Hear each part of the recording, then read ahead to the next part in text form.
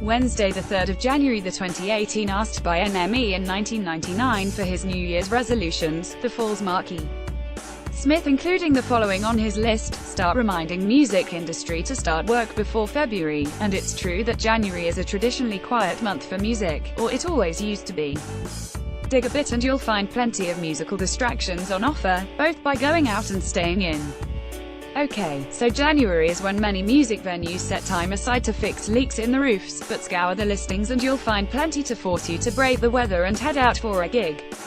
Aside from all the standalone shows happening in venues in your hometown, Paramore are touring their brilliant 2017 album, After Laughter, beginning in Cardiff on Thursday the 11th of January, BBC introducing favourites The Hunter are playing 9 date, finishing with 2 nights at Brixton Academy in London on 11-12 January, and right at the end of the month Lady Gaga's world tour comes to Birmingham, before continuing across Britain in February.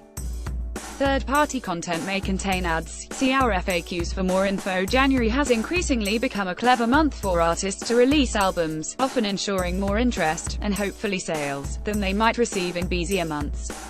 It's hard to imagine in previous years that a star like Charlie Puth would have put out a record in deepest winter, but his follow-up to mega-selling 9-track Mind, Voice Notes, is scheduled for January, as albums by Craig David, Fall Out Boy and First Aid Kit.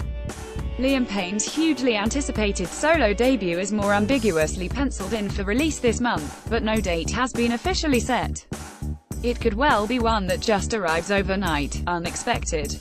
Watch Oasis, Supersonic. The award-winning, feature-length Oasis, Supersonic is the best film made about Oasis, bar none, and it's online until the 28th of January. We highly recommended it, along with Bruno Tonioli's fascinating and comprehensive look at a classic music film, Saturday Night Fever, the ultimate disco movie, until the 26th of January, and The Story of Bohemian Rhapsody, until the 1st of February, a 2004 documentary about Queen's unorthodox smash hit from 1975. BBC Music Sound of 2018. The long list was announced last year, but come next week the countdown begins, with the top 5 being revealed on Radio 1 from the 8th of January. The list, picked by music industry experts from across the world, is particularly intriguing and varied this year, featuring Nordic pop singer-songwriters, Finland's Alma and Norway's Sigrid Bashment from London, No3s, Sharp Soul, Radon Monoboride, Nilüfer Yanya, IAMDDB, Multinational, wonky indie pop, Superorganism, and Korean-American deep house, Yeji. Few. Expect a kaleidoscopic, fabulous year for music ahead. Listen to every sound of 2018 act in our BBC Music playlist. Listen, BBC Radio 4 Kaleidoscope, Scott Walker ahead of performing at Prom 15, the songs of Scott Walker, 1967-70, last summer, Suzanne Sundfør said of Scott, his lyrics are brilliant, they're so good, in fact, that a book of them, Sundog, is being published on the 11th of January. On the same day, classical pianist James Rhodes, whose 2014 memoir, Instrumental, was an international bestseller, will publish his new book, Fire on All Sides, about embarking on a 5-month world tour while suffering from depression and anxiety.